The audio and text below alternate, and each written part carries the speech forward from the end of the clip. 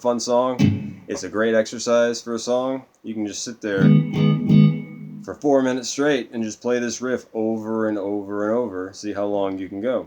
So it's a pretty simple song, other than the intro part. The rest of the song is just these octaves. And then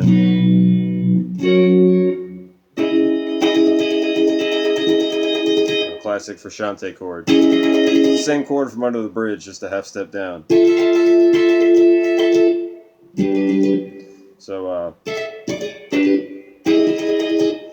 going to start up here. Now, the key to doing this, I do it kind of the hard way when I pick. It's all about the picking. If you start on an upstroke or a downstroke, or if you alternate pick, basically, if you go down, down, up, or if you alternate pick and go down, up, down, up. I go down, down, up, which is actually the harder way to do it, but it's what feels comfortable to me. So do whatever feels comfortable for your picking, okay? And the trick is to go really, really, really, I'm talking like just stupidly slow, okay?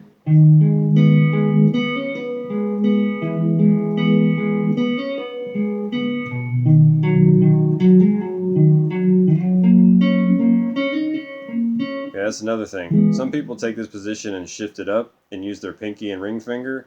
I don't feel comfortable doing that as far as like when it comes to speed and control. So when I come up here to that part, I use the other 3 fingers.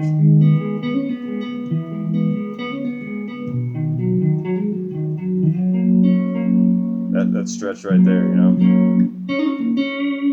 Alright, so let's get into it. So you got 6 on the A and the D, 4 on the G, and you're going to see the pattern. Once you get the pattern, you can start to, you don't have to think as much about what you're doing. You can just work on technique and picking and building up your speed. So I'm just going to teach you the way I play it, which is down, down, up. That in itself, you can just sit there with a metronome and practice that. So you're just going to go, so you go A, D, G, D, and then you hammer on and pull off from 6 to 4. And then you get a 6 on the D, back to 4 on the G. So, okay, and in between, you need to mute it out with your right hand. So take your right hand, as soon as you get done doing that phrase, like every time, you're just going to kind of need to keep your right hand down at all times. That's the biggest key. In my opinion, with guitar playing, everything is about your right hand. Your left hand, you can have the left hand of Eddie Van Halen, and if your right hand is not doing what it should be doing, you're not going to go anywhere. This is your motor. This is what makes you sound clean. This is what allows you to play and pick and do everything cool really comes from your right hand. Your rhythm, your feel, your touch, the way you make the string sound with the pick or with your finger, everything comes from your right hand. So keep that in mind. Your right hand is more important than your left hand. It's just as important, if not more important. Alright, so just some food for thought there. Alright, so you got... Alright, then the next you're going to take your pinky, you put it on 7 on the A, and you're going to make this like C chord kind of thing. And you're going to have 7 on the A, 6 on the D, 4 on the G. And the key here is when you get here, you're going to start kind of up like this with your thumb up on the neck. As you start moving, bring your thumb down, lower, drop your wrist, so like you're sitting here, and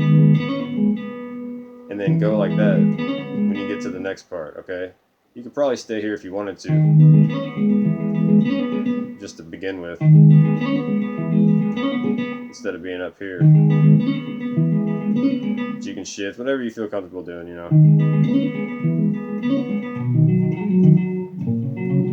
Alright, so just work on that, work on your technique, whatever makes you feel good, feel faster, feel more comfortable, be able to play it, just, experiment.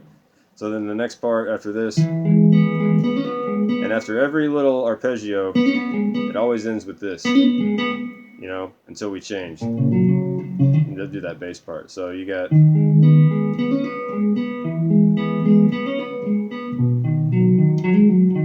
Alright, so then the next one you go up 7 on the low E, 6 on the A, 4 on the D. Okay, then you're going to hammer on and pull off from 4 to 6 on the D string, and then go 6 on the A to 4 on the D. Okay, so you got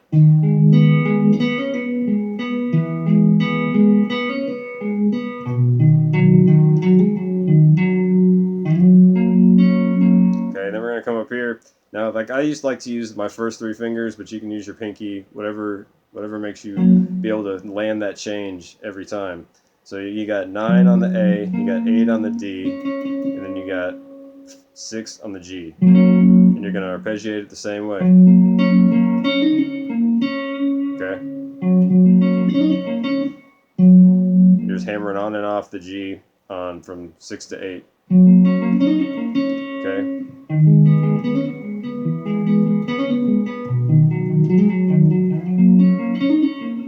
Okay? And I'm playing it cleaner. I don't want to say I'm playing it cleaner, but when he plays it, it's very...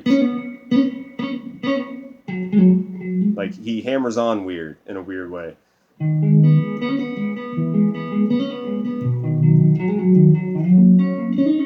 So then the second time,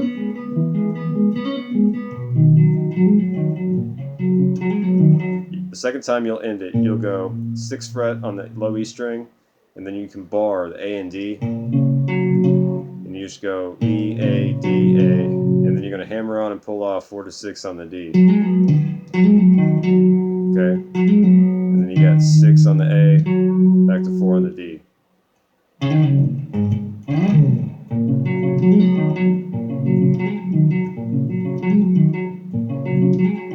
Okay, so all together.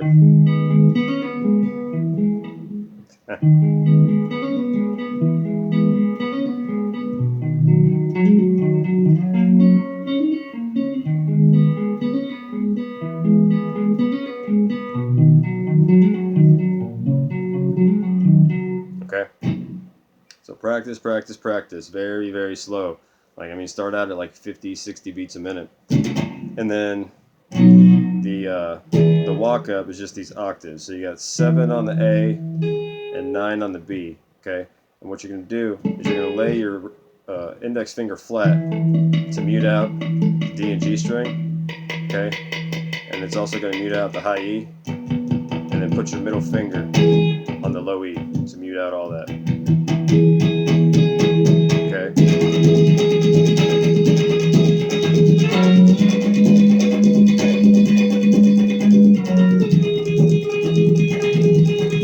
It also helps if you want a tremolo pick, if you get up here on the neck, like on the actual neck,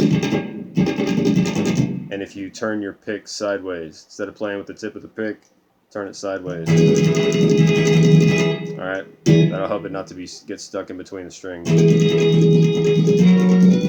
So it's just 7, 9, 9, 11, 11, 12, all on the A and the B.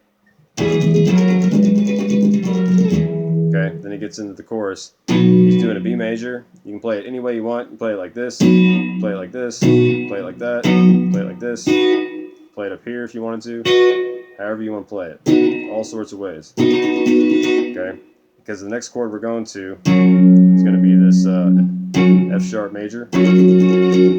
Now on any chord, you can usually leave out a root and a fifth if you want to. You know, don't ever leave out the third of the chord, but you can leave out a root or a fifth somewhere.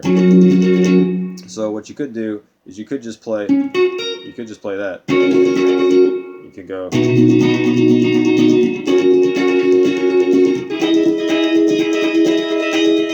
You know, if you wanted to like if you have a whole band going and a bass player, you're not going to hear the difference. But if you're playing by yourself, it'll sound fuller if you play the full bar.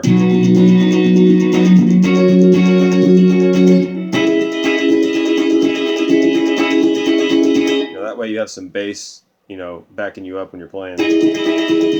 Alright, so you got the B, 7, 9, 9, 8, 7, 7. See that F sharp major? You got 9, 11, 11, 11. And then the C sharp minor thing, like add 11, something like that. Then you got 11, 9, 9, and 11 on the high E. You could also add in that G sharp if you wanted to, but it's not necessary. Alright.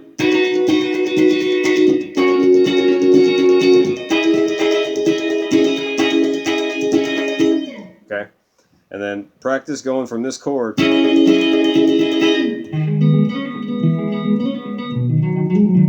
it's just and you're there and you're back to it. So it's at 100 beats a minute. So what I do, I just put on a drum beat, the same drum beat he's using at 100 beats a minute, and I just doing.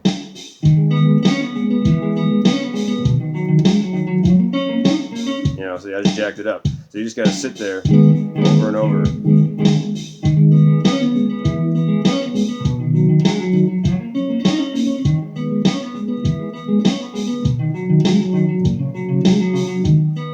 You know, so like, see, I'm making mistakes right now. Even though I nailed it in the beginning, now I made a mistake. So I'm like, you know what? I'm going to back that up 15 beats a minute. And I'm going to work slower on it. I'm going to go.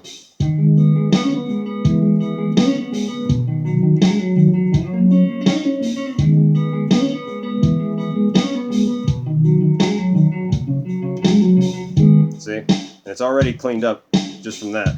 And so if you just sit there, the slower you do it, you're going to build that accuracy and that muscle memory. And when you go to speed it up, your fingers are just going to be there, and it's just going to do it. So just work on that. Just something to think about. This is a really cool song. It's fun. It's a great workout because it's 4 minutes of that riff. So have fun. Practice slow.